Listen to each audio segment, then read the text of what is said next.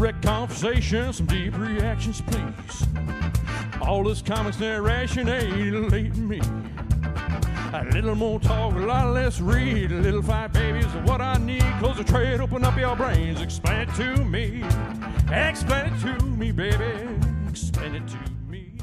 Thank you, Vantillo, and welcome once again to Rhett Conversations. My name is Josh Wasta, a.k.a. Fallout Fury, and with me, you can get with this, or you can get with that. It's Ms. Leia Cameron.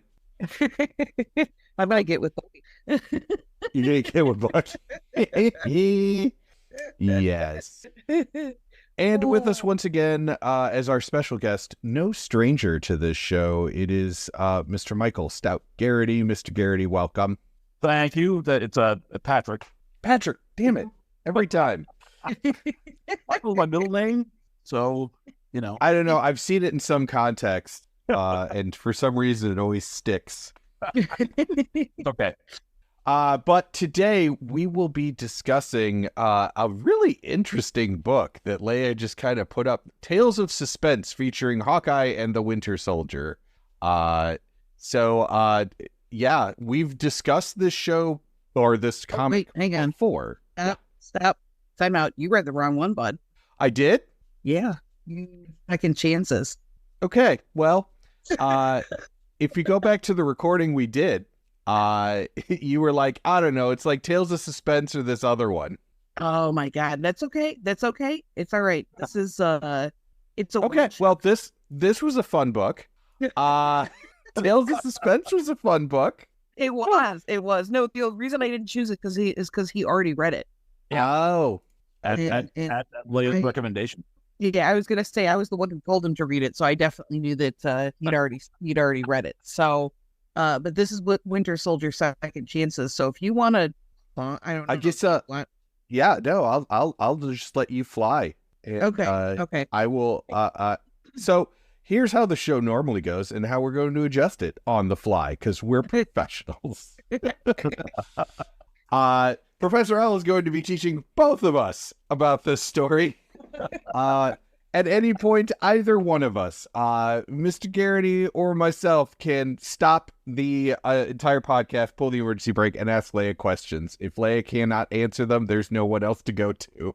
And if she doesn't know, and it's a Winter Soldier comic, I can't help you, and God can't either. Totally fair. Luckily, this one does not require any special knowledge. It's pretty much a bottle series. It's, I think, 5 issues. Okay. Okay. And the character, one of the main characters that we meet in here, is literally never referenced again, to the best of my knowledge. So awesome. You know, it's not convenient. Yeah.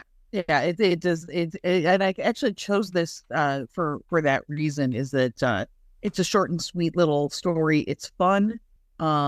It is all about, I mean, it's exactly what it says on the tin. It's Winter Soldier Second Chances, and it's about Bucky. Well, we'll get into that. Okay. All right. It's also a little obscure. I think it might be out of print, even though it was only 2019 from what I'm seeing. Yeah, really recent. Wow. Yeah. So weird, which we've discussed on this show before, just the weirdness of random reasons that things go out of print. Yeah. And I mean, don't quote me on that it's out of print, but this was like, it's funny because this really flew under the radar. And I only ever, the first time I ever heard of it was just a random comic book shop visit. And I happened to be, just browsing titles as you do. And I was like, that's weird. I've never heard of this before. So, of course, I picked it up and took it home with me. Right. And just having fired up my Marvel Unlimited, it takes place in Chicago, at least in the beginning. It sure does. It takes place in the general Midwest, which is another reason that I picked it, is because that is delightful to me. I love a Winter Soldier story, and I love a good Midwest story. So these things kind of coalesce together in a beautiful way. Well, then for our readers, I will say definitely pick up Tales of Suspense. It was a really fun read. It was amazing. It was a comic book starring Winter Soldier and Bucky, where very quickly the title gets just taken from them and they become background characters, and I love it. It's so good. Can't recommend it enough. We can put it on the list for somebody to do in the future if you haven't read it and want that explained to you, because I would love to. But that, and I've read it, so that's like a free episode for me. The bonus episode. But yeah, no, I literally recommended it to probably everybody I knew, even non-comics readers, when it came out, because it was so enchanting of a story. So, yeah, it's all good stuff. But as for this one, so this is like we mentioned earlier, it came out in around 2019, written by Kyle Higgins, who is a writer that I don't know much about. I can't think that I've read anything by him before. And then Rod Rice does the art, and the art is actually very, very fun too. So we started out in Indiana, hooray. Or no, I'm sorry, I started in Chicago. And of course, there's some corrupt cops that are on the take planning this drug heist. Right. And so they basically are trying to they're like intercepting a drug heist and kind of trying to sneak out like half the drugs to sell on their own. So they're formulating a plan with this kind of other reluctant third cop who's like, okay, I guess I'll participate in this gross act of corruption. I got something better to do. Right. Well, not even that, but like he's kind of like he's kind of has this like, no, yeah, okay, guys, I'll be there in time to steal these drugs. Like he's not super into it. So it's like high school Leia. We're gonna be doing crimes. Yeah, exactly. He's like, but I'm a police officer. We're the people who are not supposed to do crimes. But so just like it is currently in Chicagoland, it is thunderstorming, and as they drop this guy off at his apartment, you get a shot of him entering the building, and then there's a figure on the rooftop illuminated by some lightning, very dramatic. And as he goes into the darkened apartment hallway and goes to unlock his door, of course, Bucky just sort of materializes and is like, hey, I'm here. The cop, of course, freaks out, as all of us would, right? Like, right. Even if it was me, I would still freak out if Winter Soldier just materialized at like the hallway of my home. I would quickly get over it, but I would still be freaked out.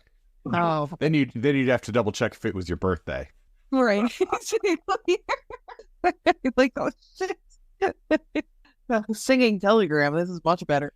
So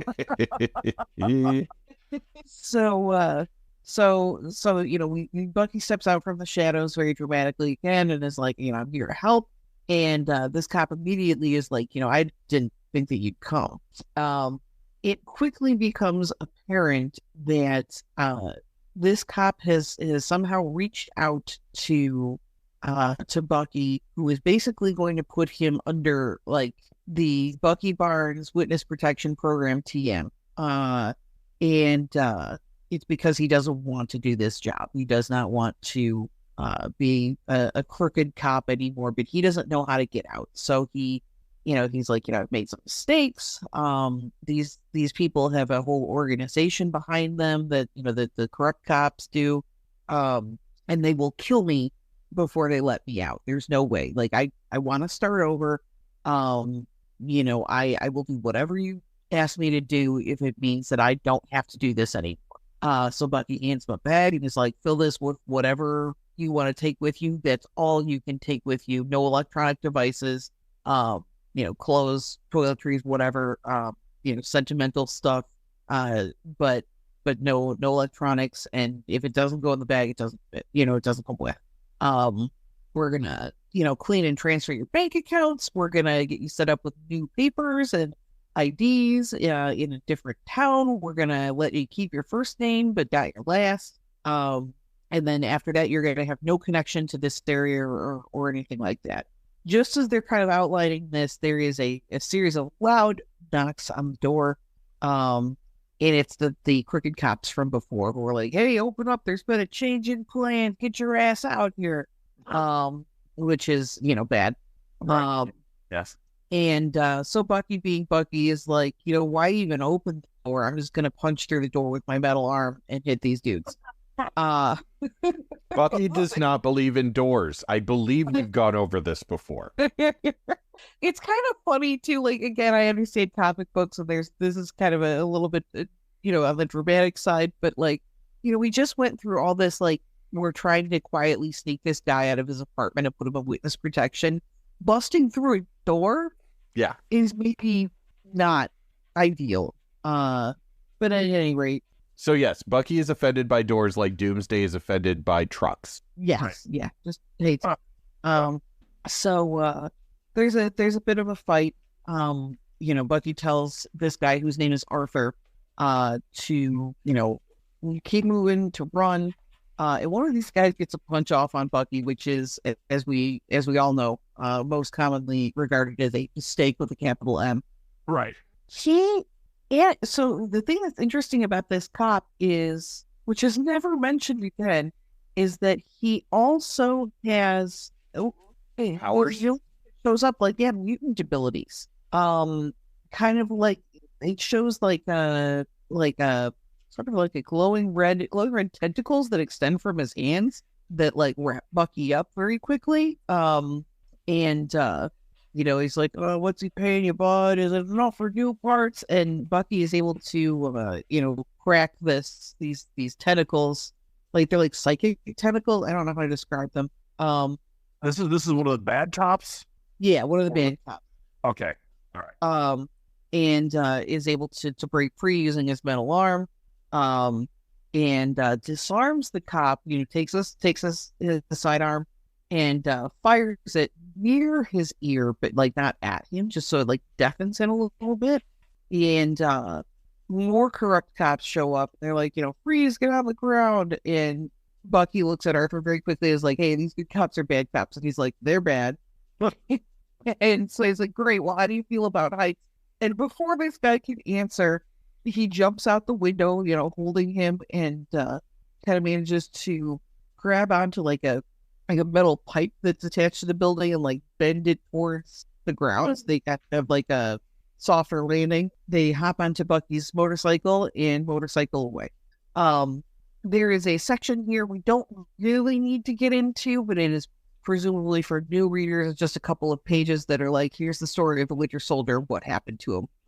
If you don't know what happened to the Winter Soldier or how he became the Winter Soldier at this point in life, please email me. I will tell you about it until you regret it. If you don't know how the Winter Soldier became the Winter Soldier, why are you listening to this podcast? Right, Maybe to find out where to start. Yeah. Fair, legit. Yeah, that is fair. That is fair. But yeah, we've gone over it many times in this podcast. I don't feel the need to belabor the point about how the Winter Soldier became the Winter Soldier. So the next thing we see is we're in Shelbyville, Indiana, which I believe is the actual canon birthplace of Bucky Barnes, if I remember correctly. Bucky is in the garage of a very ordinary looking home, like suburban looking home, getting his arm worked on by Tony Stark. And they're just kind of bantering back and forth about how, that Bucky's like, most people don't get that kind of second chance. They catches a big conversation. And of course, Tony smartass is like, what do you mean? Not everyone gets to be Captain America? Are you sure? There's been at least 6 of them. Right. But Tony's like, okay, yeah, yada yada. You're helping others find the redemption you were lucky enough to find, but I don't get why you have to do it here. And Sharon pops into frame, and Sharon is the slightly older Sharon Carter that we're kind of used to in modern day comics. Like the middle-aged Sharon Carter. Yep. So Sharon points out that all three of them have been able to start over at some point or another. Even though the circumstances might have been different, there's one thing that's been the same through all of that is that none of them were able to do it on their own. They all had help. Tony does concede that. Tony's like, yeah, all right, you got me there. And so Bucky explains a little bit more about this operation he's been doing. Look, we're kind of new at this. We're still kind of ironing out the kinks, but it's request driven. People who are stuck in dangerous lives reach out through essentially the dark web, through the Tor network. They vet them as best as they can. Bucky reviews to decide whether or not they want to take the case up. And then at that point, they get them set up in these new lives. Sharon points out they've been doing a lot in the Midwest just because it's easy for her to get to cities within a couple of hours from this centralized location. And it does make sense. To work from Indiana, because it is a pretty centralized location, although I would argue that Illinois is more centralized, but I understand that Bucky has sentimental ties to Indiana. So I'll let it go. And you may be biased towards Illinois. Right, exactly. But there is a cute panel where he says, plus I grew up here, and then there's an elderly couple at the end of the driveway that are waving at him saying, "Hey, Buck." Which is just so fucking endearing. I can't even handle it. Here's Bucky Barnes, the goddamn Winter Soldier, getting his arm worked out in the garage of a suburban Indiana house, and Mavis and Earl are walking past. They're like, "Oh, there's that sweet Barnes boy. Let's say hello." Like, fucking and get like, I love it. I love this.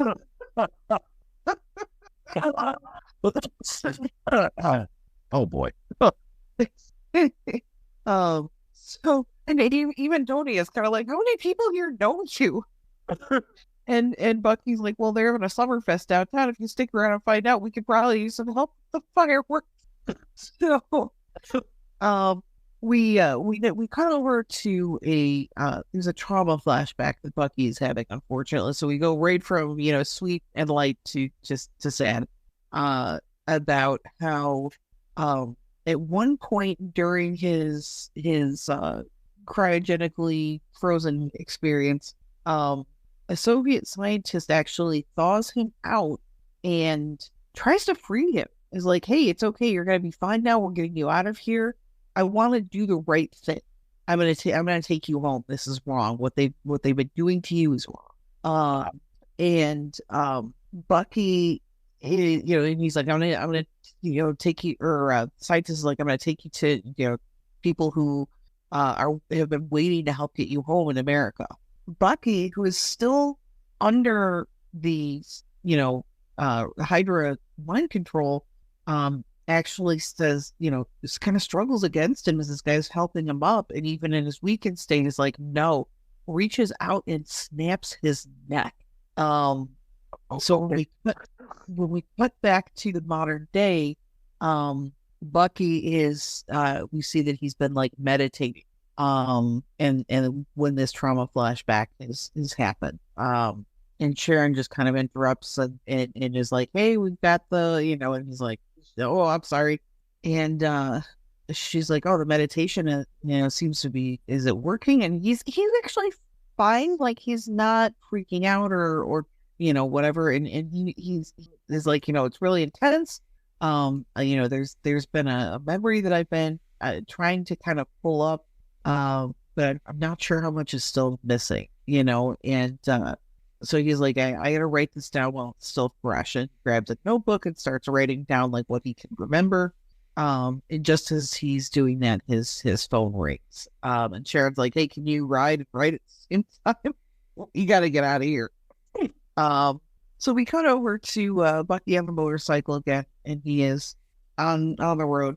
And Sharon and Bucky are talking on the headset, and they're basically discussing that guy Arthur from earlier who they set up. It's like, do you think he's doing okay? And she's like, well, it's only been a week. He's still getting used to it. But so far, Hydra hasn't found him again. There's not been anything on the wires. And so Bucky's like, cool. All right. I'll check in again once I get to where I'm going. I got a 3-hour drive. So like, hold up. So the crooked cops are tied into Hydra? Yeah. Okay. Apparently so. All right. So he's like, I'll check in when I get there. I got a 3-hour ride ahead, and then zooms off. Meanwhile, somewhere in Wisconsin, I'm amused by the way that somewhere in Wisconsin is almost always a bar. there aren't any other places in Wisconsin, Josh. Yeah, not really. I know. I was just in Green Bay. So it's interesting too because the person who the artist that drew this clearly either really did their homework well or grew up around here, because the inside of the bar in Wisconsin is every bar I've ever been to in Wisconsin. Moosehead and all. Yeah, Moosehead and all. Like, it is very likely a supper club of some type. There's taxidermy, there's the dark, seats and whatnot. If they had been able to draw it, probably some like Schlitz signs behind the bar or whatever. Like I'm picturing like wood paneling. Yes, yeah, absolutely. Oh, all over the place. Yeah. Yeah. Christmas string lights. Yep. It's exactly what you think it is. It looks like, not too dissimilar from the Northwoods bar that I grew up in, which is something that somebody says when they're at least even partially from Wisconsin. So he's meeting up with this other guy named Terry, and this Terry guy is like, this sucks so bad. It's so quiet here. I don't know how anybody lives like this. And Bucky's like, come on, dude, like this is a process. You're starting over from scratch. You knew this is going to take time. This guy's just pissing and moaning. He's like, I can't remember my new last name. I still don't know anybody. My new job, the job you set me up with sucks. I don't want to bag groceries. And Bucky points out, like, you were helping Hydra torture people. Like, what the fuck? And he's like, yeah, I know, and Bucky's like, he said you couldn't live with yourself anymore, that you would have done anything to get rid of that, start over, and have a real chance at a new life. And you have that now. And this guy continues to piss and moan, like, I miss people that I used to hang out with, and me and Amy, who apparently was his girlfriend, or wife or whoever, we were doing pretty good. Now I'll never know, like, where that relationship would have gone. And Bucky points out, he's like, I told you we could have brought her with, but the guy immediately was like, no, she couldn't handle it, like, she would have left. But now I'm alone, and that sucks. Well, he offers to find him a therapist, and this guy's like, yeah, that's what Amy says too, is that I should go into therapy. And Bucky's like, wait a minute, you talked to her? And before he can answer, this very nice Northwoods bar, supper club bar, starts getting shot up. So immediately Bucky's like, everybody stay down. And goes running towards the source of the shots, and then gets shot in the chest. This kind of, obviously it's Bucky Barnes. He's wearing a bulletproof vest because he's Bucky Barnes. He got up this morning and got dressed. Yeah, exactly. He's in public existing. So yeah. So the comic here does something very cool where all of a sudden it just switches to black and white, with the only points of color being the red of the blood of the people who've actually been shot. Okay. And whoever this is steps forward and is like taunts Bucky a little bit, like, oh, hey, like, they always tell me that the best helps, but I always, felt like I got hit by a truck anyway when I got shot. Anyways, Mr. Barnes, I'm really excited to kill you. I never thought I'd get the chance. And we pan up, and there's a teen, like a teen boy, maybe 14, 15 tops, who is dressed in a very similar outfit to the Winter Soldier, to like original Bucky's costume, except it's black and red instead of blue and red. Okay. He's got the little mask and everything. It's like the mask, the chainmail kind of shirt, little red hot pants. He's got like red tactical pants, and then like a black kind of bulletproof vest looking thing. So many. He's got he's got like what appears to be an M4. Not sure. So that's the end of issue 1. Issue 2, somewhere in New Jersey 2 years ago. This is also all in black and white as well. And this is a flashback scene to this kid, the aforementioned Winter Soldier knockoff, Great Value brand. And he's meeting up with some guy in a diner. The guy kind of looks like the best way I can describe him is he kind of looks like Cody Rhodes without the horrible neck tattoo. And a bigger nose. Bigger nose, yeah. And he orders like an insane amount of food exclusively for himself, like French toast, double stack pancakes, 2 waffles, side of bacon, and doesn't order anything for the kid. In fact, the waitress is like, "Are you sure the kid doesn't want anything?" And he's like, "No, he's not hungry." This guy's name is Mr. Colt, or probably just Colt, not to be confused with the cabana. And he is like, "Hey, RJ, do you know why I'm here?" And this kid is like, "Well, they said you'd help me." And this guy's like, "Cool," and the direct quote is, "If one finds oneself gifted with talent, whether natural or developed, it is one's duty to capitalize on it. A worthwhile person does not waste potential. They live up to it. And only then do they have value. Only then are they worthy of love. Do you want to be loved, RJ?" And this kid kind of sets his jaw, but doesn't respond. And this guy's like, "All right, well, what am I here to help you with?" And this kid says, "Killing."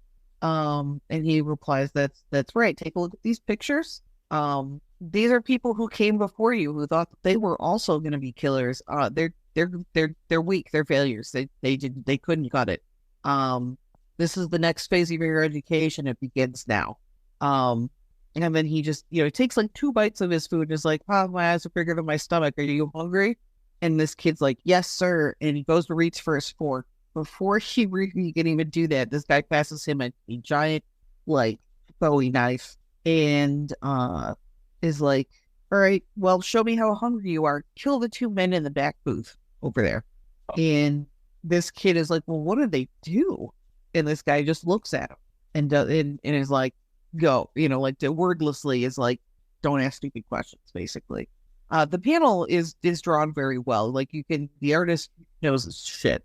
So this RJ kid takes up the knife, and we off panel see. So when we're focusing in on Great Value brand Cody Rhodes as he's tending to his breakfast, while you hear these 2 dudes being essentially stabbed to death in the back booth. This kid sits back down, and he is just covered in blood. Picks up a knife and a fork, and is like, "Yeah, I did it." And this guy, Colt, sweeps all the food off the table onto the ground. Is like, "That was sloppy. If you want to eat, you need to get down on your hands and knees to eat." And this kid is like, "Sir?" And Colt replies, "You get a fork when you show me how you can use a knife." And that's where we end there. So this guy's a real dick. Yeah. Meanwhile, in the present day, we cut back to Bucky, who is, just been shot on the floor of this supper club. And this kid's like, "To be honest, I didn't think I'd be able to meet you so soon. I guess we should thank Terry for not being able to stay off the phone, huh?" And he brings out what essentially looks like a machete and is like, "I'll be quick and clean. Don't worry about it." Just as he does that, he is hit over the back of the head with something, and come to find out it is the poor waitress that is working in this place who had hit him over the head with a coffee pot. This RJ kid is like, "That was a mistake, lady." And as he goes to go after her, of course, Bucky pushes him and and dives out the window with him. It's like, hey, I don't know who you think you are, but nobody else dies here. And the kid's like, that line was cheesy when you were my age. They start fist fighting. And this kid's good. He's good. He's fast. And is like, hey, and he lands a punch on Bucky and is like, there we are. You left yourself open on your left. You always do. And throws like a smoke bomb down. Bucky loses sight of him for a second. This kid kind of manages to come up behind him and crack him over the head with like a baton, and then goes after him with the knife, which turns out to be vibranium, because it manages to cut about like 2/3 of the way through his arm. Okay. His metal arm. But Bucky manages to maneuver himself so that the exposed wiring in his metal arm essentially acts like a taser and knocks this kid out. He like puts him in a headlock and like essentially tases him, which is pretty clever, honestly. Yeah, that's good thinking. When we come back to them again, they are both on Bucky's motorcycle. This kid has his hands tied and bound behind his back, and he's apparently been knocked out. I don't know how he's been able to stay balanced, but whatever. Bucky's very good at his job. So what happens to Arthur? That was the Terry guy. Oh, okay. They're the same thing. He was the reluctant cop. Oh, so they changed the name. Okay, all right. Yeah. But what? Okay. Yeah, I was confused too because he told him he could keep his first name. Yeah, but yeah, then he couldn't keep his first name. Right, he could. Apparently, he chose not to. Okay. But can we also talk about how, like, yeah, we're gonna give you a new life, a couple hours away, right? Yeah. Yeah. I think a convenient drive over you. Right. I get the impression that this is not a big budget operation. This is kind of like a thing between Bucky and Sharon where they probably have like a couple grand between them. And it's like, we got to set up this person in a new life. Because we'll get to another point too. And somebody also mentions like the shit ass job they got set up. So it's not like, oh, we're going to get you, we're going to redo your life. And now you're going to be like a middle manager at the widget company or anything. It's just like, we're going to get you step in a new life. You're going to be a Walmart greeter now. That's your life now.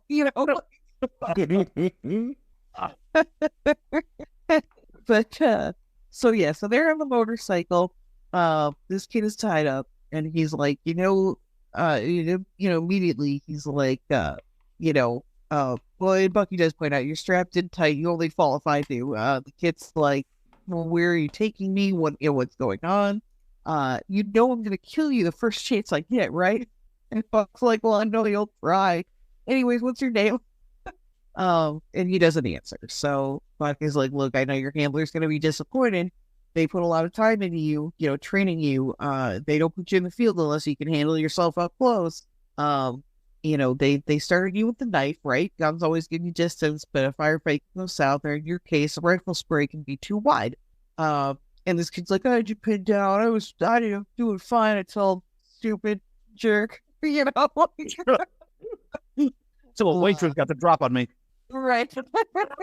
Well, a single mother with no combat training, right? Armed with only a coffee pot. So Bucky's, reiterates like, I'm taking you somewhere safe. And this kid immediately just replies with, Hydra rhetoric, like, your victory over me will not save you. For every one of us you strike down, 2 more. Bucky interrupts is like, yeah, I get it. I've been hearing that snake manifesto since before your parents were born. Relax. He's like, look, you don't have to tell me who you are or how you got to this point. You don't even have to tell me why you're wearing a suit that looks like my old one. You just, gotta, answer one question for me because I need to know. We've got a long drive ahead of us. I only want one thing, and then after you answer that, I'll shut up. And this kid's like, well, okay, what is it? And Bucky asks, do you like killing? And this kid's like, I'm good at it. And he's like, yeah, okay, well, that doesn't answer my question. Just because you're good at something doesn't mean you have to do it. If and this kid only replies, it does if you want to be great. we then see a little cutaway that this kid has activated essentially like a tracker and hit one of his teeth. Like he bites down on the tracker. So, there's obviously some danger ahead. Right. Sure enough, 10 miles down the road, somebody lays out a spike strip. And Bucky doesn't see it until it's too late. He frantically advises RJ to leave right, and they both get thrown off the motorcycle. Somebody emerges from the shadows and is like, "Come on, I'm sure this isn't your first motor incident. I know you're not down for the count." And it's this Colt guy who looks even more like Cody Rhodes now somehow. And without the neck tattoo, I like prescient. Reggae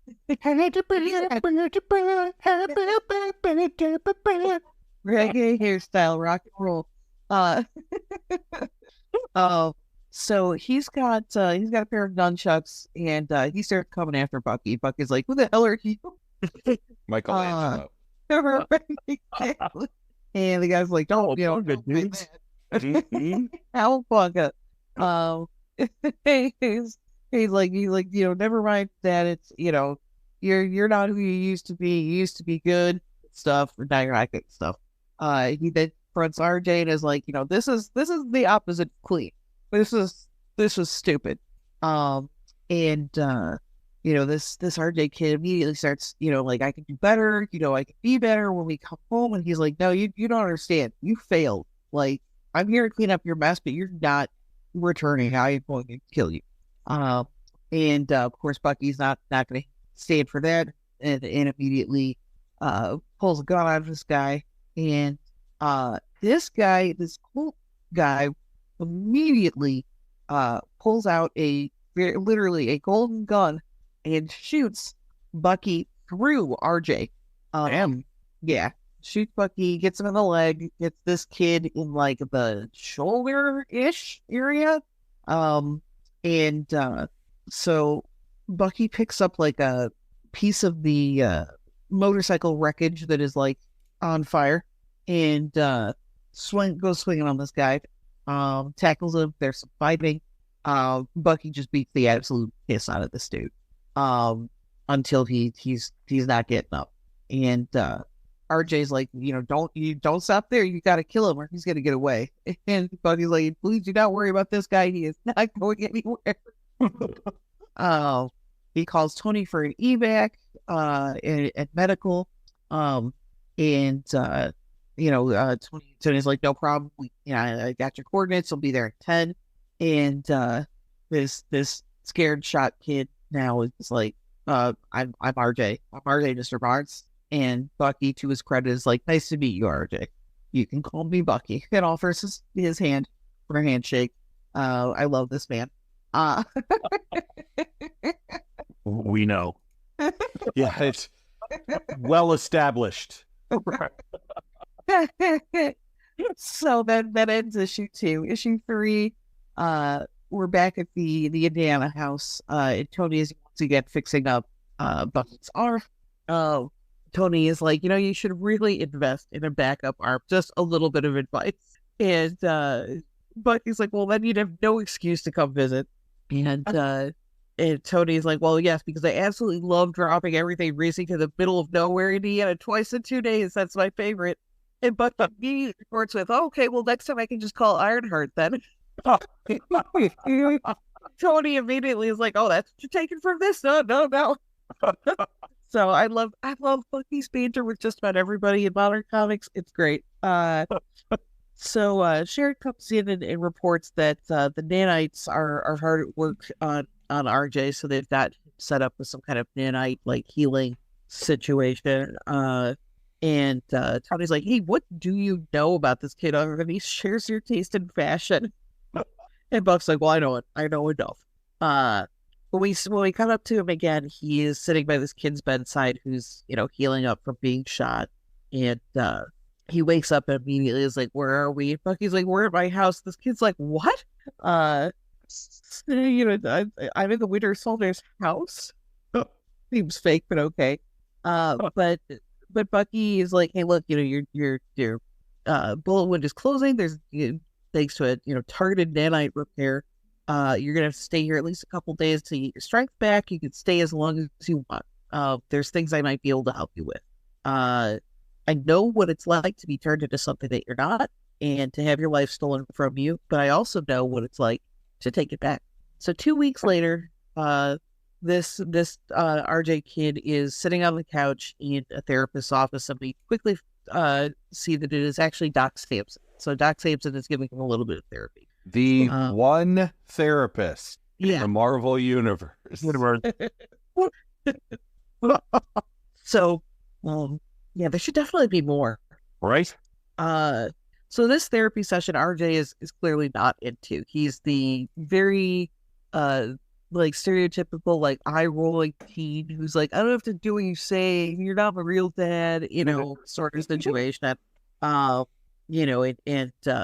Doc Samson is being very much a very high caliber professional on this. It's like, well, okay, no one's forcing you to stay here. If you'd like to go somewhere else, I'm sure Mr. Barnes will take you. Is that what you want?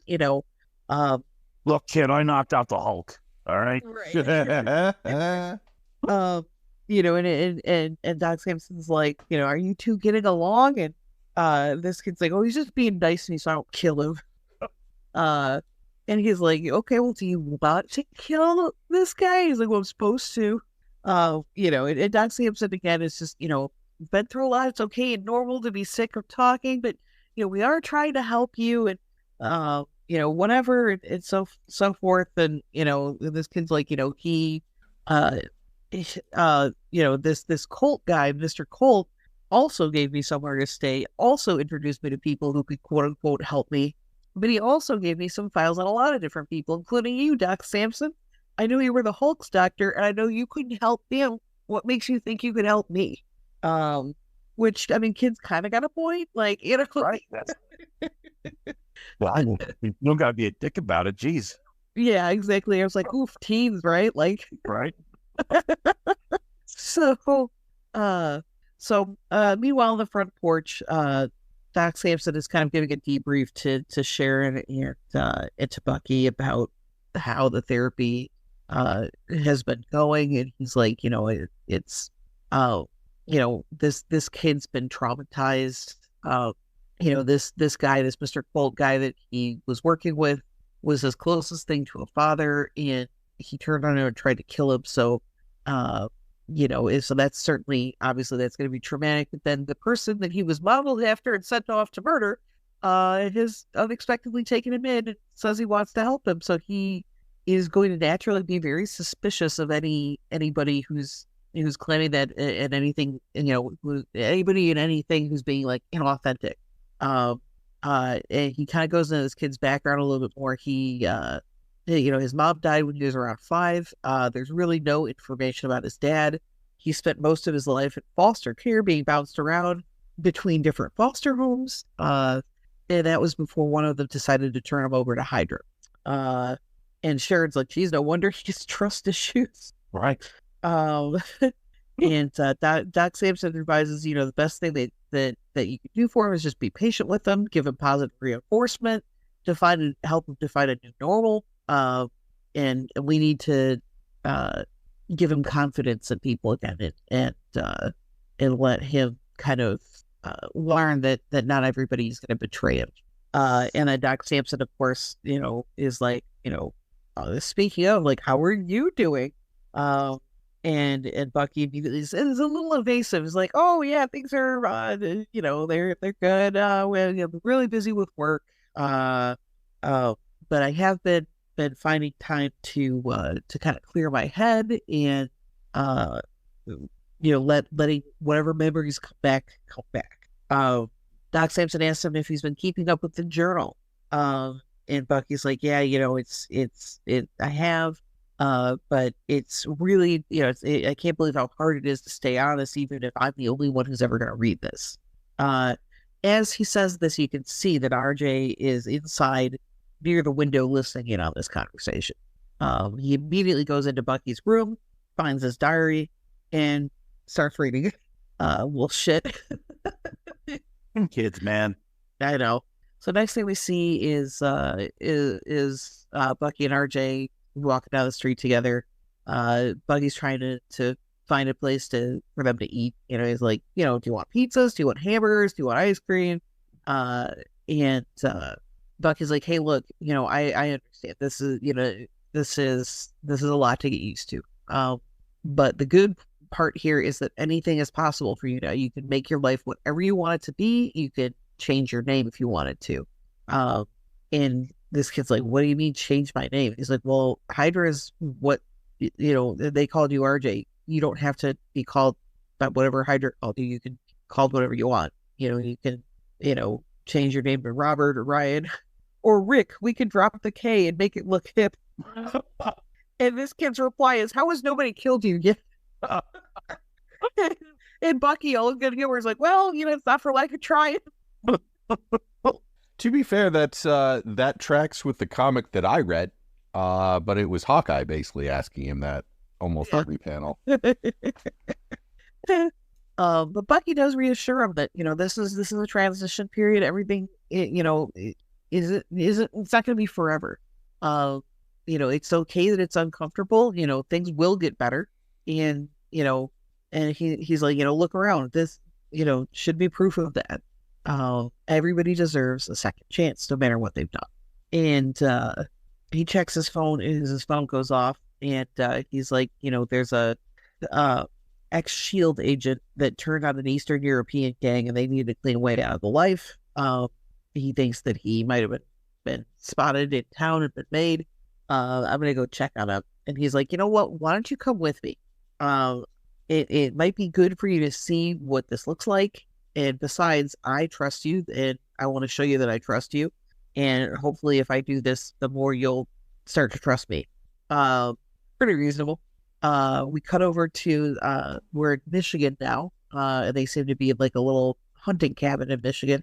And this guy is like, hey, look, he's talking about how he thinks he might have been tailed, but he isn't sure, but he's got a really bad feeling about it, especially because he used to work in counter surveillance and he knows what a tail looks like. So Bucky is like, you know what? How about me and this kid hang out for a couple hours? We'll keep an eye on the perimeter and see if anybody comes up here. You're right. It's probably nothing, better safe than sorry. RJ, meanwhile, has been looking out the window this entire time, and he's like, there's something really weird just before the tree line. I don't know what it is. And Bucky comes over to the window, and so what we see is so sure enough, we see the tree line, but there's a bunch of circles hanging in the air. Black, empty circles. And Bucky's like, hey, to the guy whose name is Seth, is like, Seth, how fast can you get to your car? And the guy's like, what do you mean? And behind him, we see two black spots with two black and white spotted hands reaching through him, or reaching through them, and trying to snatch this guy. But he misses because Bucky was like, get down. Bucky grabs this guy's arm, pulls him out of the hole. It's the Spot, which is such a random, obscure villain to use. If you're not familiar with the Spot, he is, well, Josh, you want to take this one? Sure. The Spot. Well, most famously, the Spot is generally a joke character. Yeah. But in probably most famously in the second Spider-Verse movie, he's got a whole thing in there. But yeah, I mean, he just has holes all over and around him that sometimes he can control, sometimes he can't. Apparently in this he can, and he's working as an assassin for reasons. Yeah, Yeah, but yeah, that's where we are with him now. He was primarily a Spider-Man villain. Yeah, for sure. That's I thought you might be intrigued that he shows up here randomly, because I am about the Spider-Man. And once again, he's not like jokey, right? Or inexperienced. This is a very differently written Spot. Yes. So Bucky's like, and even the Spot even makes a note of it. He's like, Barnes, right? Weird, we've never crossed paths before. And Bucky's like, well, I guess it's the first time for anything. And he starts to try to debrief RJ, and he's like, his name is the Spot, and RJ is like, I know who he is. The Spot starts throwing his holes, spots, at the two of them, and Bucky's like, get down, and sure enough, one of the Spots manages to go up his left arm, and the Spot closes around it and just cuts it completely off. So now Bucky is one-armed again. I swear this happens like every 20 minutes. It's tough to be Bucky Barnes. Bucky's like, hey, get this other guy to his car and get out of here. And the Spot is like, you do know what my power is, right? Like, you are surrounded. Like, you cannot get out of here. There are weird portal spots everywhere. Good luck getting anywhere. They start fighting. Bucky manages at one point to grab the Spot and like spear him into a spot. And the Spot is like, wow, you came in here to my world? You got hard, buddy. But your brain seemed to have gone the way of your arm. There's more fighting. RJ manages to get this Seth guy to his truck and is like, hey, your car should fit between whatever few portals are out here, because it gets the barrier of spots gets looser farther down the driveway. Keep driving. Don't stop until you're at least across state lines. I'm out of here. He then runs over to the motorcycle and manages to pull out Bucky's spare arm, because he did take Tony's advice after all.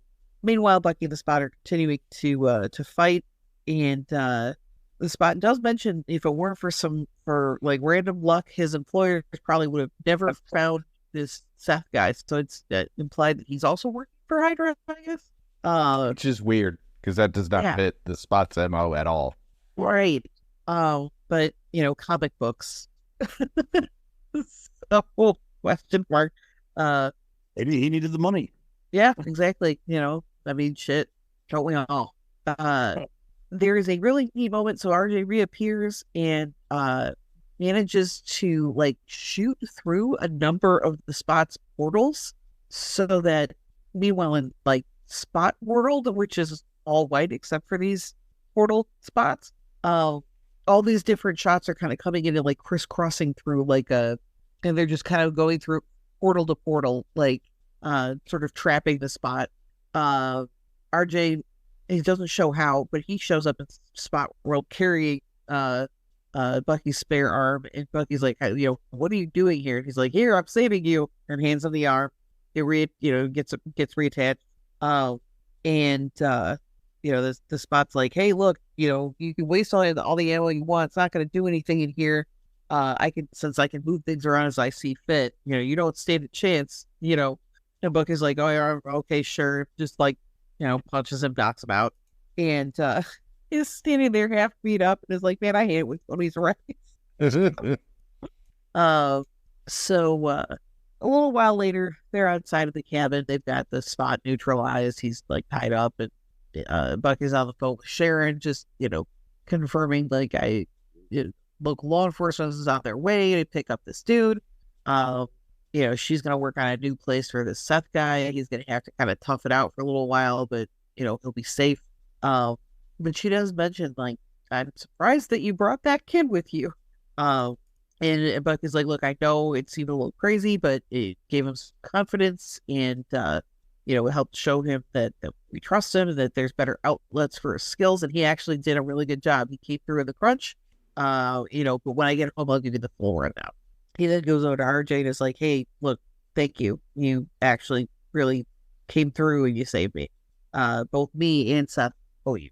But RJ's pissed. He's like, you're a liar. And Bucky's like, what?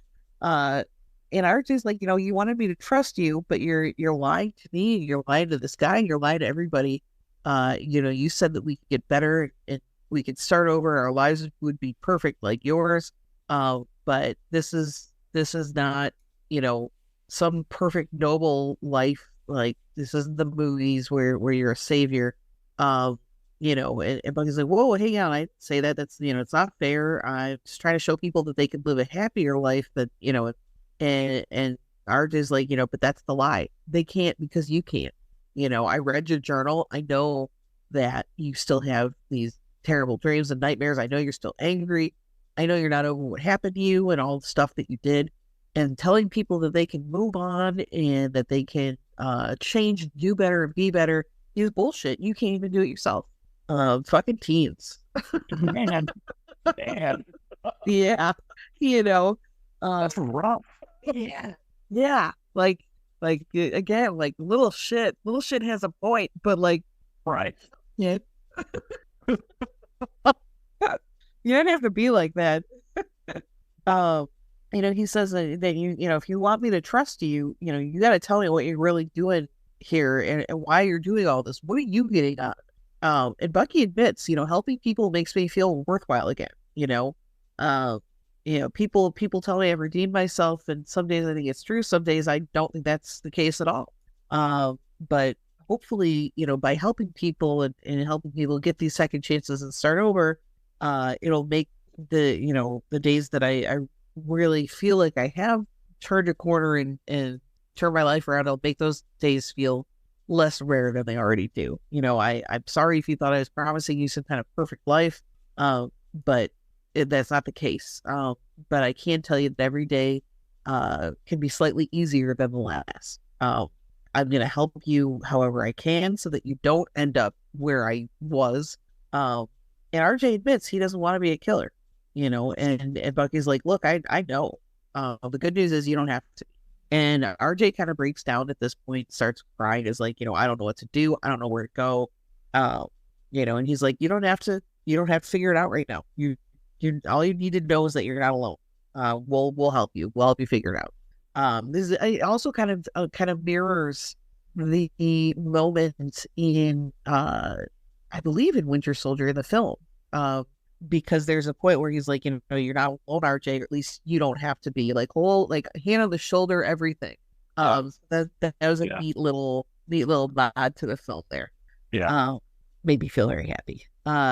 So they get back to Bucky's house, and RJ's like, do you think there's any chance of late night pizza? And Bucky's like, look who's hungry now. And Bucky kind of notices something in the shadows. Is like, hang on a second. You got 3 seconds to come out, or I drag you out. Then this guy kind of shows up, and he's an older, like, middle-aged man with, like, gray at his temples. He's like, sorry. He's got his hands up, and he's like, I wasn't trying to sneak up on you. And Bucky's like, you better tell me who the fuck you are right now. And this guy's like, I can't believe it's really you, RJ. And Buck's like, well, how do you know his name? And this guy's like, well, I'm his dad. That's how issue 3 gets. Oh, yeah. So, cool. The absentee dad reappears now that his son is famous and cool. Right. It's like, hey, kid. And that's kind of what happened. So we find out that this guy's name is Richie Edward Boyle. He is a half Irish, half Italian hustler and con man. Is from born and raised on the streets of Philly. And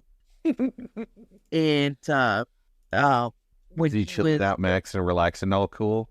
Yes, and then Right. he was playing some b-ball outside of the school. Hyder came up. His mom got scared.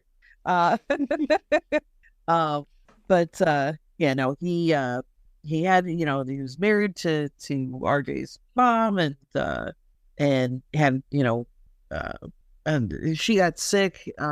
He had no straight job, and the family just kind of started suffering and struggling. He decided he was going to rob a bank. He went to prison. Did six heists in 2 years. Was sentenced to 15 years in prison. Possibility of parole at 10.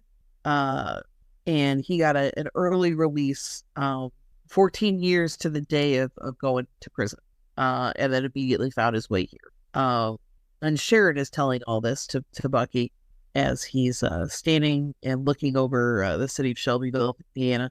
But Sharon does say, look, it does raise both eyebrows that he came out 14 years to the day on early release, but I did go through all of the data and the records and police reports, etc.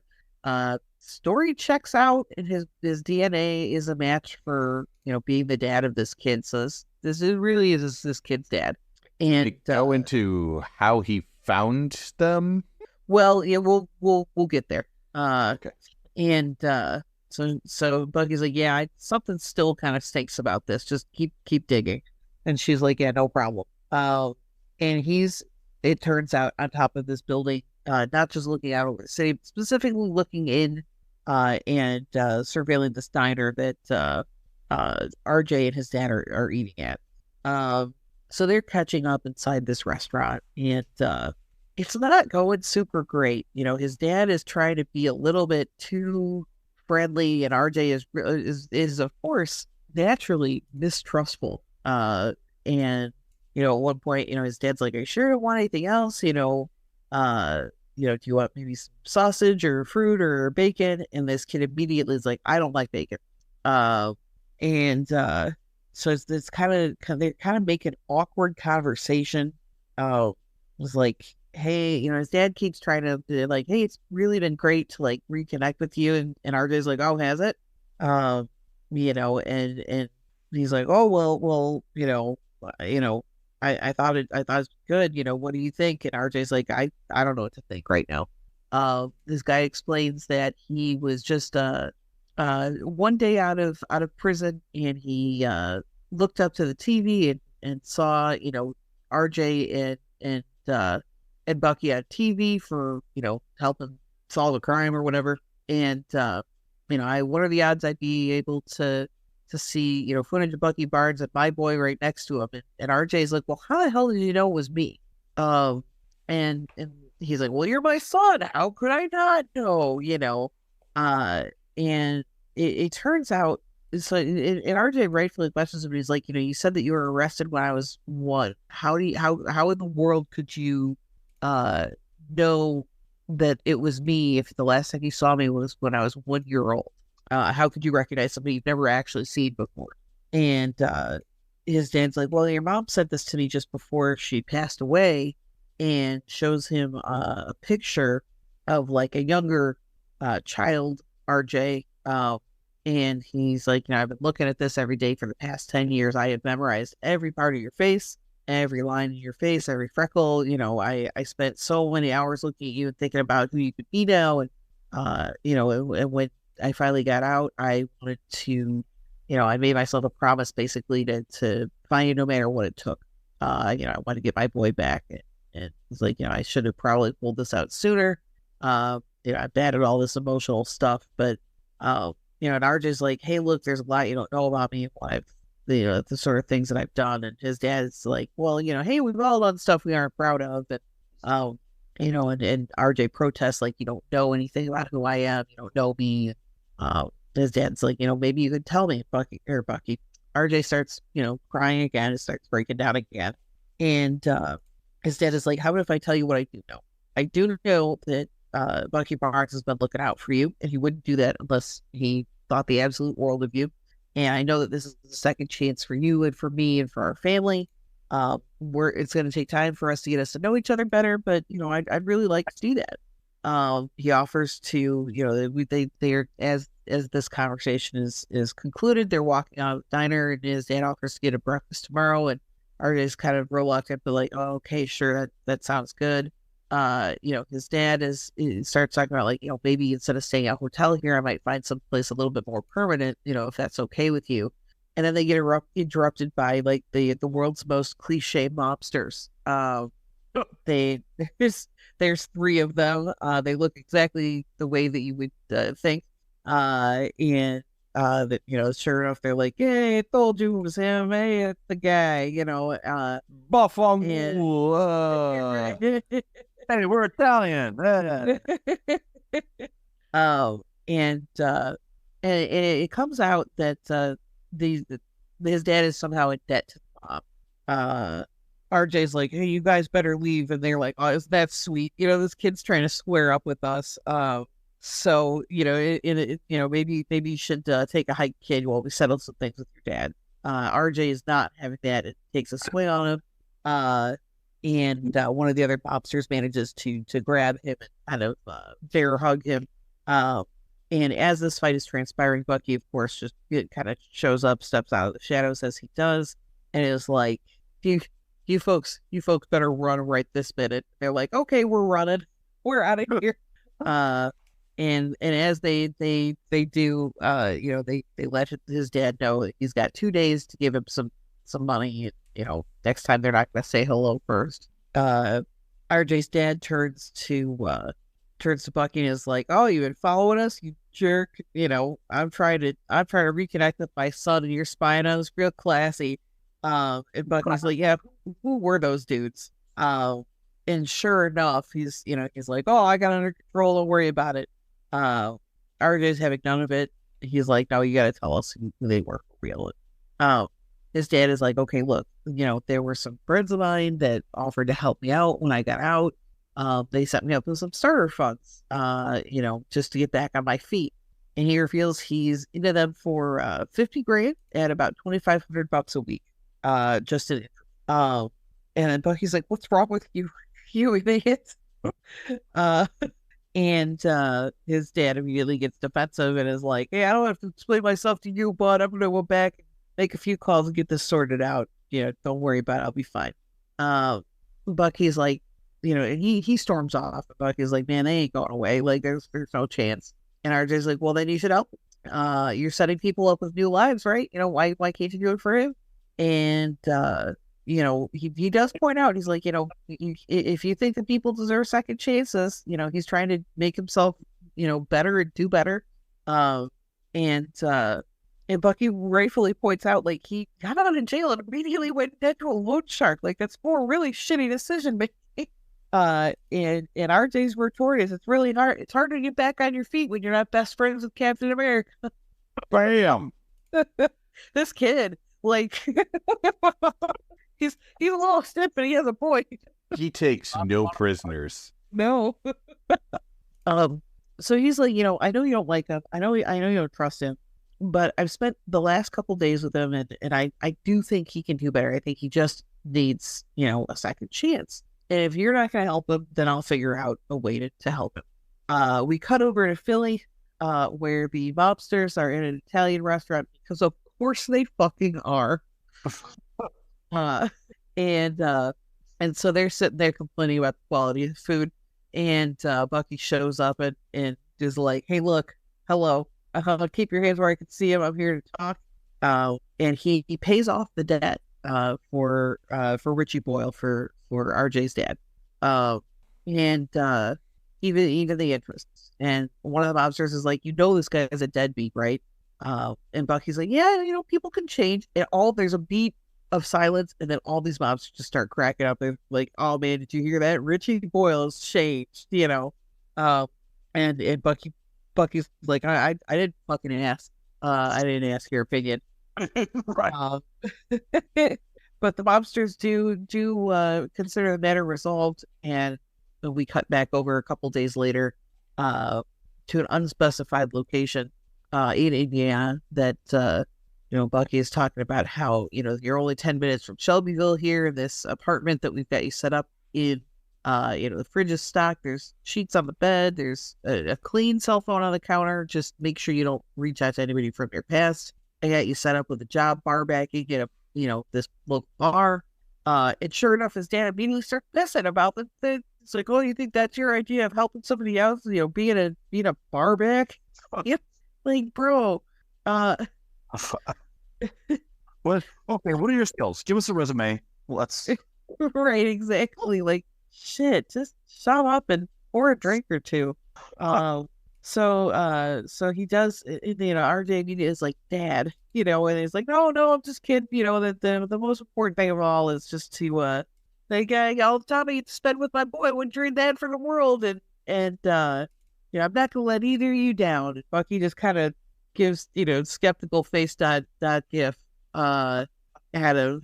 So sure enough, the next day his dad is talking about he's meeting up with RJ at this place, and is like complaining about the job, and then gets interrupted by a phone call.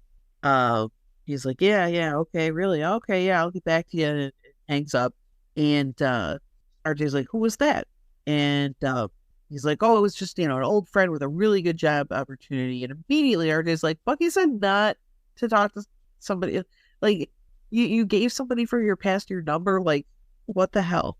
And he's like, oh, he's just paranoid. I've known this guy forever. I can trust him. Besides, this is a hell of an opportunity. It's a big card game, and it's just waiting to be hit. Just not, matter of not, not a matter of if, but when. And if we can get the money off of this, even if we gotta split it, we have enough to really start over and live a good life.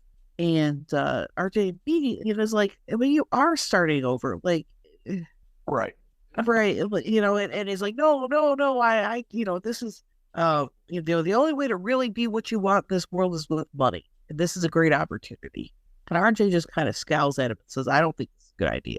Immediately, his dad backs down. Is like, no, you know what? You're right. It's just a crazy idea. Don't worry about it. I already forgot about it. It's not going to happen. No way. Nah, just kidding, kid. Yeah.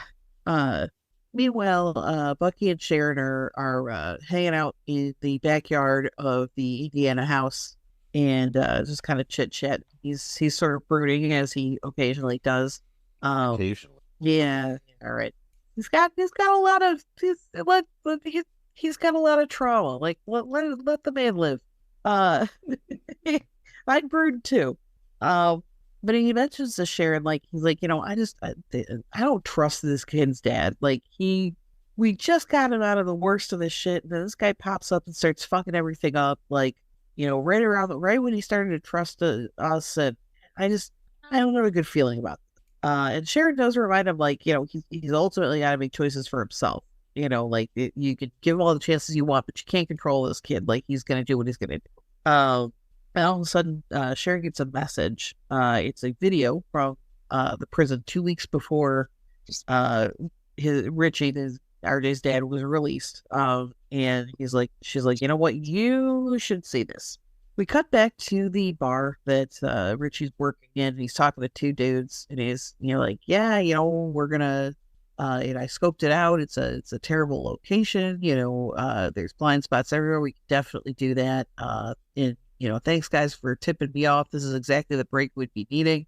And one of the guys was like, oh yeah, well, what about your second? He's like, oh yeah, I got a partner. He's a young guy, a lot of potential, but I've seen him in action. He's perfect for this job.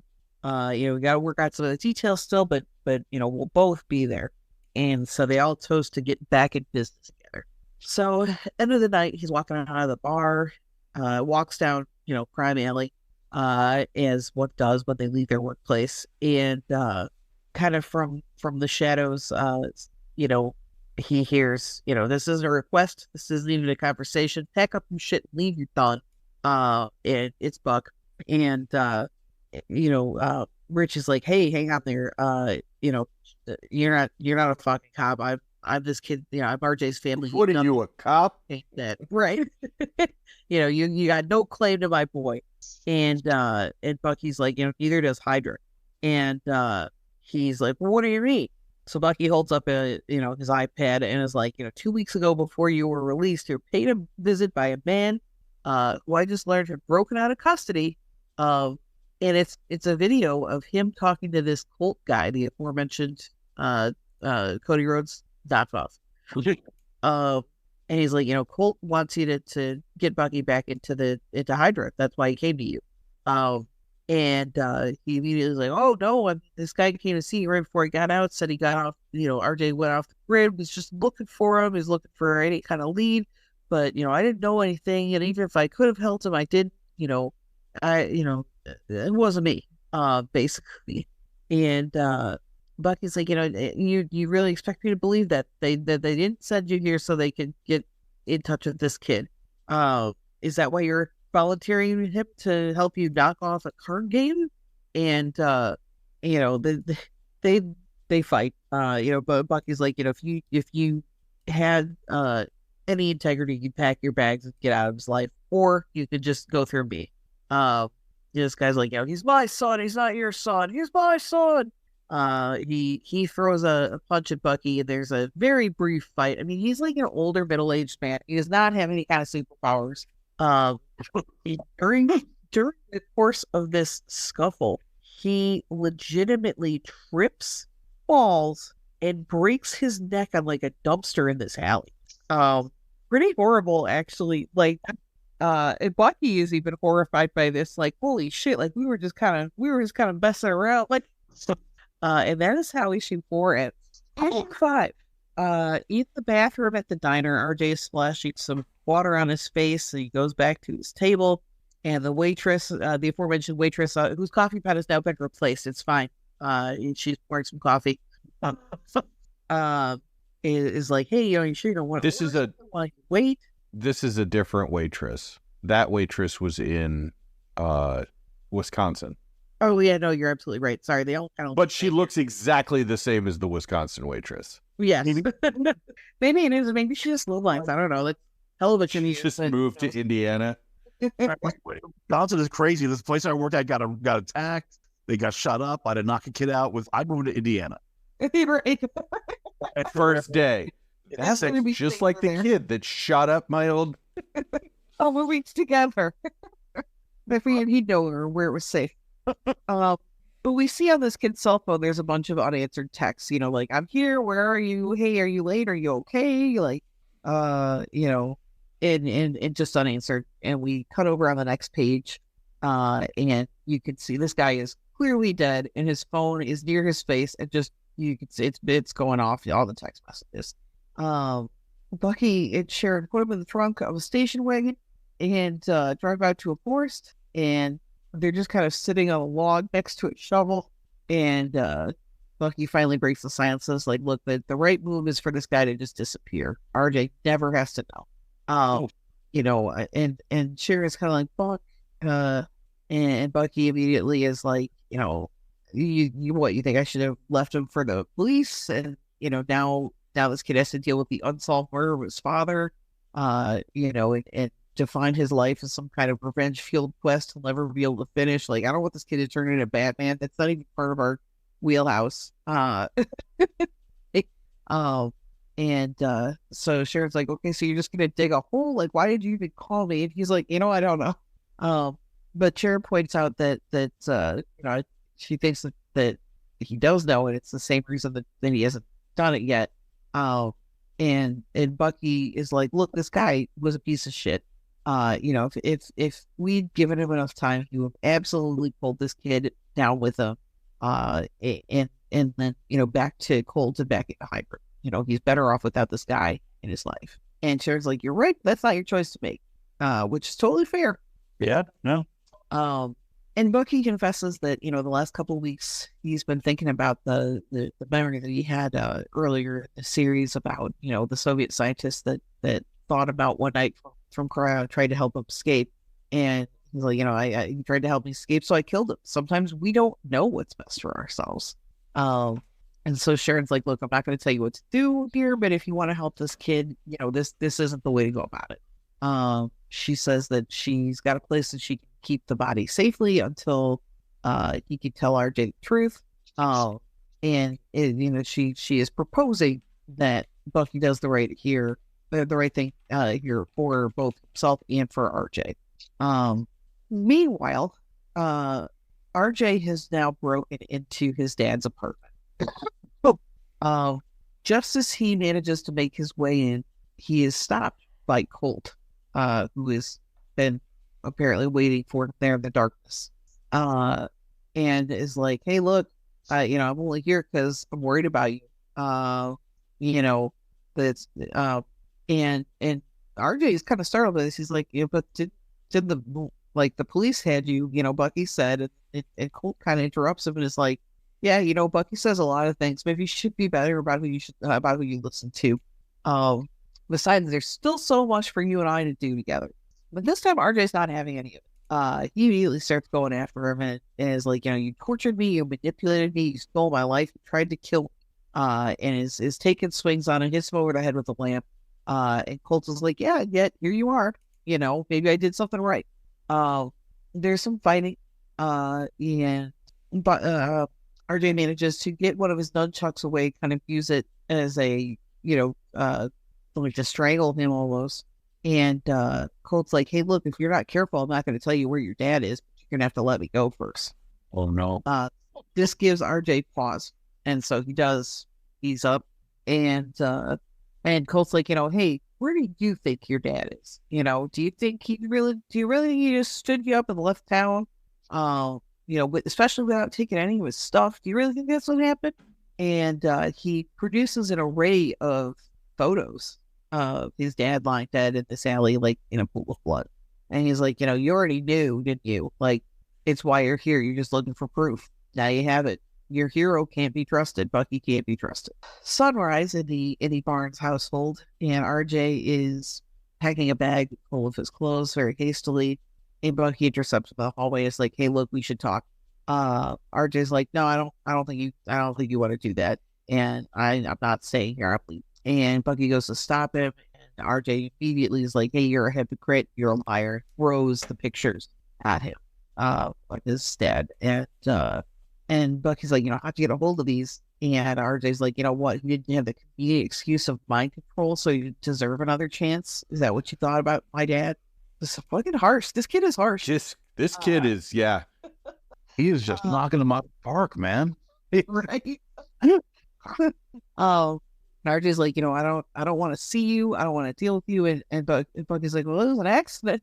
Which, to be completely fair, I wouldn't have bought it either. Like one of the most highly trained assassins in the world is like, oh, wait, this guy accidentally died. Yeah. In front of, I would also think he was full of shit, to be real. He slipped and smacked his head into a dumpster. Right, exactly. Like, oh yeah, sure, that makes sense. So I happens every day. So RJ's like an accident, and he pushes Bucky down the stairs and starts coming after him and starts just beating the absolute piss out of him. Like he's on top of punching him in the face. Like, you didn't believe he could change. You just wanted him dead. And Bucky's not fighting back. And this kid is, like, come on, fight me. And Bucky, again, in a mirror to now Winter Soldier, the MCU film, not the Winter Soldier, you know what I mean? Not him. Not him. Not the person. The film is like, I'm not going to do that. You don't need any more reasons. If you want to kill me, then kill me. And this kid is kind of horrified at this point. He's like, wait, I'm not a killer. And it backs off immediately. And it's like, hey, look, don't follow me. Don't look for me. I don't ever want to see you again. And Bucky's like, hey, okay, if that's what you want, that's fine. I'm really sorry. I'm really sorry about all this. And he leaves. He grabs his shit and goes. Meanwhile, in the back of the limo, Colt/Cody is toasting himself and the good job that he's done. And he's like, yeah, soon this guy's going to come back of his, this kid is going to come back of his own free will, because I showed him the truth and he's got nowhere to go. However, at this moment, this is when the limousine gets shot up to all hell. Extremely bloody panel like this guy is capital T dead. The shooter is actually RJ. And he is in his Bucky Barnes 2.0 gear. Throws the rifle to the side. He is crying, like he's upset, and then disappears. Days later, Bucky is in a cemetery with Sharon, and they are standing over a grave. And she's like, look, there's still people who owe me favors. Who got the headstone installed for you, but I can't really pull those strings again. And Bucky's like, hey, I really fucked this up, didn't I? And Sharon's like, well, do you really want me to answer? Yeah. And Bucky is like, look, I know how wrong this could go for him. I've been there before. And, once you're in that place, you just hate yourself so much that you can't imagine how anyone else could ever not hate you. It's the loneliest thing, especially for a kid. Like, I just wanted to save him from that. And Sharon is like, look, that's the problem. Helping somebody and saving them are two different things. You can't make somebody perfect and you can't be perfect. Just then they get a call through their scrambled VoIP. He's like, it's probably a new client. Sharon's like, hey, are you going to answer that? He's like, I don't really know if I should. She's like, well, you can either learn from this or you can dwell on it. Either way, whoever's calling still needs help. And Bucky picks up the call. Bucky takes the call. This is Bucky Barnes. How can I help you? And that's where the story ends. So kind of a bittersweet ending, right? Like, we don't ever see this kid ever again. No. As far as I am aware, I have heard neither hair nor hide of this this character reappearing. I kind of wish that this had a sequel, to be quite honest. The ending is a little, it's not unsatisfying, but it's so open ended. Like it leaves the possibility of this kid coming back as a legacy character. Yes. Which is interesting. Yeah. But you're right. He only had the 5 appearances and never again. Yeah. So that's it. So that's Second Chances. What do you think? Yeah. It sounds like a really good story. And like especially for the Winter Soldier and for the character, right, both in the comic universe and the cinematic universe. It's all very thematically appropriate, I think, for the character. So yeah, it sounds very, very interesting and very intriguing. Like I want to look it up and read it now on whatever comic reader I'm currently using. Yeah. Yeah. Like I said, it is available on Marvel Unlimited.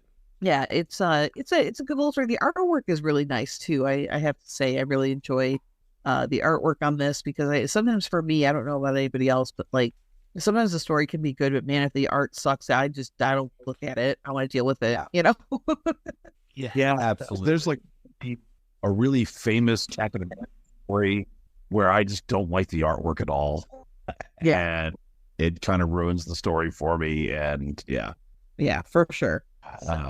So yeah, I thought that as a scout leader, you might find this a little relatable, maybe. So yeah, there were definitely a lot of, especially a lot of like the things the kid is, says to Buck that, I'm like, yeah, I've had kids just like this that, Right, exactly. You're like, you're not my real dad. You can't tell me what to do. And you're like, well, you got me there, kid. Like, that's fair. That's fair.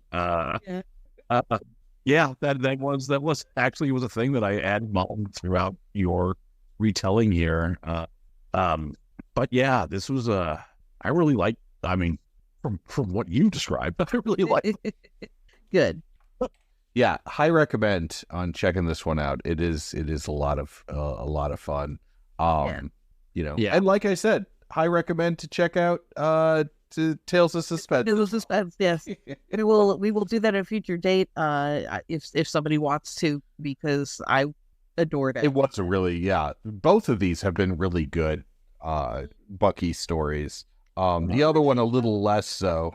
Like whoever they have currently, like the people that are currently writing Bucky, even if it's like a team up book like Hawkeye and Winter Soldier, I feel like they get the character a little bit better than in previous iterations. I think the cinematic universe honestly has done worlds of good for the character in that way. Like people are kind of piggybacking off of those. Totally agree. And being like, oh, okay, like. But this is how we can write them, like see also, Falcon and Winter Soldier, Yeah. I mean, I kind of felt, at least with the comics, like years ago when they first brought the character back, that he was in danger of becoming just like another Punisher type right character. And I'm really glad that they veered away from that and made him his own. Yeah. His own person. Yeah. Totally agree. Right. Exactly. So really, really interesting character that I could talk about for quite some time, but I won't because we've been at it for a while. But and my love for him is well known. But yeah, no, it's a fun little book, and like I said, a little obscure, but shouldn't be. It's nice. It's a nice little one shot. I'll tell you, I would like to see RJ come back as like an antagonist for like the Young Avengers. Yes. I was actually just talking about that before we started recording, about how, there's a great opportunity to be a legacy character for Winter Soldier, and or antagonist, member of the Young Avengers after being defeated by the Young Avengers or something like that, sort of situation. So yeah, interesting stuff. Yeah. Well, Patrick, thank you so much for joining us once again. Always happy to have you on here. For everyone else, please tune in 1 week when we will be doing the variants. Gail Simone takes on Jessica Jones. It's a lot of fun. So good. Yeah. Multiverse shenanigans and Jessica Jones. So yeah. all sorts of fun stuff. But until then, take it away, Vandello.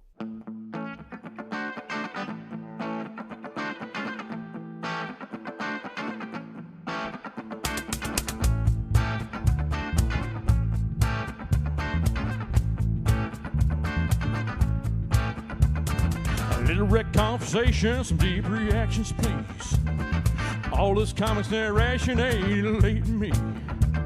A little more talk, a lot less read. A little fight, baby, is what I need. Close the trade, open up your brains. Explain it to me.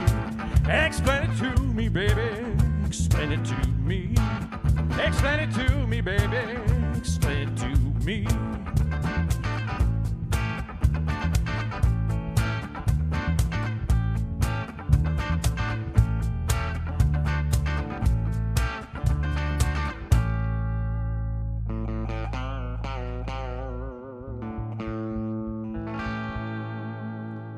Vandello 2021.